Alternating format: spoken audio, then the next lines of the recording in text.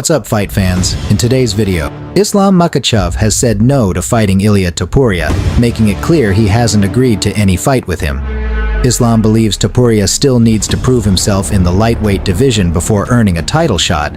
So, what can Dana White offer to change Makhachev's mind?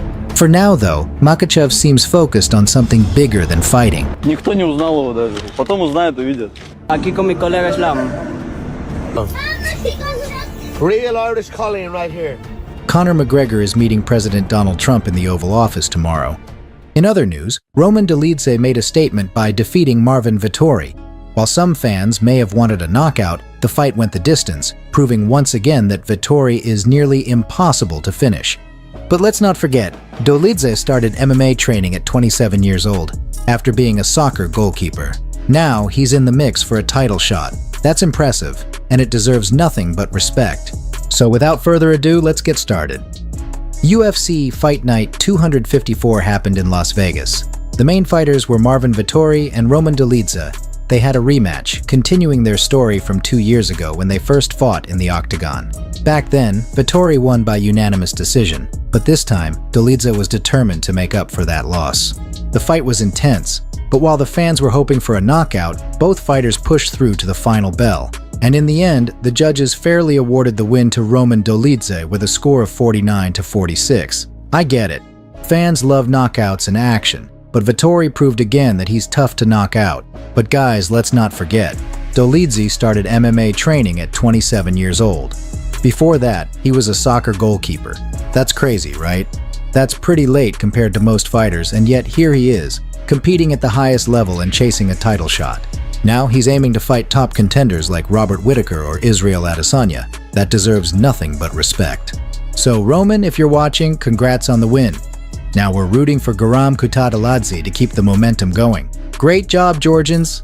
Guys, the truth is Caucasians are incredibly talented people, and Georgia in particular is a nation of champions. Just look at Lasha Talakadze and Levan Saganashvili. They're absolute legends in strength sports. And when it comes to Olympic champions, Georgia has so many it's hard to keep count. And do not forget that there are only 3 million Georgians. UFC Georgian, two world champions. We are in Europe. 2 world champions. Arm wrestling, 4 world champions. Weightlifting, how many? One. Heavyweight. Super heavyweight. Yeah. What about judo and sumo too, right? Judo, we have all categories with Olympic champions. What the Georgia? What the Georgia? We have different workers. Why so strong? 3 million people. Hey, we have a kid, Alex Kostadji comes to Canada, 14 years old, Georgian kid, national champion of Canada. That's in Georgia. So, sticking with the Georgian theme, there's been a lot of talk about Makhachev and Topuria potentially fighting. Rumors have been swirling for a while that they could face off on June 28th at UFC 317 in Las Vegas. Yesterday, I made a video about new info suggesting that during International Fight Week in June, both Islam Makhachev and Khamzat Chimaev could fight on the same night in Las Vegas. This came from Rasul Shamsudinov, a manager and coach close to Khamzat's team. If you haven't seen it, go check it out. The main point was that Makhachev's opponent is already set, and it's Ilia Topuria, with an announcement expected soon. But now, there's new information. Makhachev's team says they haven't agreed to fight Topuria. Islam still believes Topuria needs to prove himself more in the lightweight division before getting a title shot. A lot of fans aren't thrilled either, thinking Topuria might skip the line of contenders and go straight to a title fight. But as we all know, the final decision lies with Dana White. If the UFC wants to make this fight happen, they'll make it happen. What do you think about Ilia Topuria, especially moving up to 155? I think it's going to be interesting to see him at 155. I would have liked to see him at 145 a little bit more because I feel like he had some big wins, obviously, with Volkanovski and Max Holloway, but I think it might be a little premature to go up. Not that he couldn't do it. I'm sure he could do it, but why not be a savage and clear out that division even more? You got Diego Lopez. You got other guys down there that are dangerous. You know what I mean? Like, I don't know. I would like to see him fight there a little more. I think he has another aim and another goal just right now. He also has the belt in the aim, and there is another person, Islam, who is having the belt just right now, and he's the aim. He's the next victim, as I understand and as I know. That's where he aims. I think it's gonna be one of the greatest fights, if not the greatest, in UFC history. So time will show and we will see. After news broke that Islam Makhachev reportedly refused to fight Topuria, stating he hadn't agreed to any fight with him, the internet exploded. Fans split into two camps, and the debate got heated. One user, JudoBetter995, brought up Makhachev's famous words, which Dana White had hung on the wall in the UFC office. And he says, what does this title represent? It means you're the best in the world. And if you're the best in the world, it doesn't matter who is going to be standing across from you. What do I say? No? Never. Let's do this. I love it. This quote sparked even more arguments among fans. Here are some of their comments. One fan wrote, "Ilya is undeserving and does nothing for Islam's resume. Everyone will just say he beat another small guy." Another fan said, "People know damn well Islam murks Topuria, but they'll still use this to make him look like he's ducking. And if he accepted, they'd use the only featherweights excuse." Another added, "It's bad for his legacy because if he wins, everyone will say he only defends against featherweights, but if he loses, he lost to a featherweight.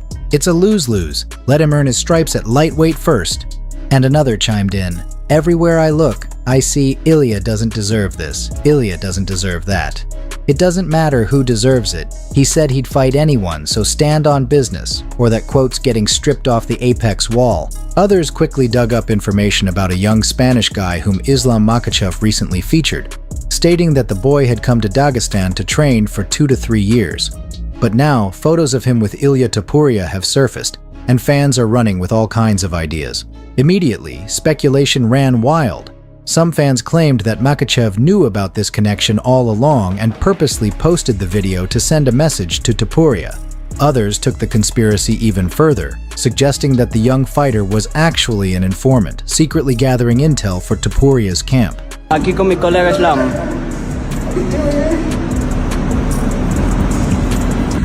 Sométele, Islam.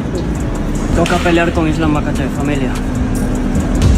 These are the kinds of wild theories that emerge in the MMA world, where every move is scrutinized and dissected by fans.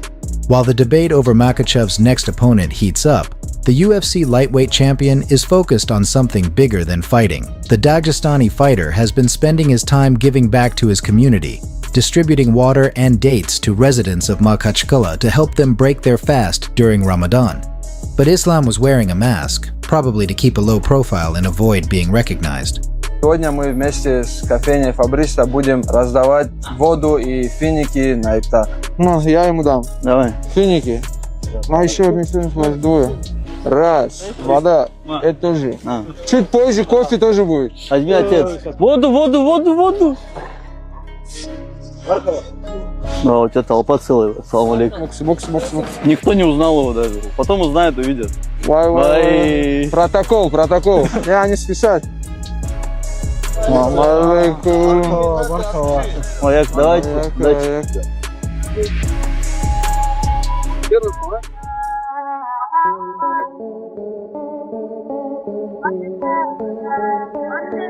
Сегодня провели небольшую раздачу фиников и воды. Пусть Всевышний примет ваш пост.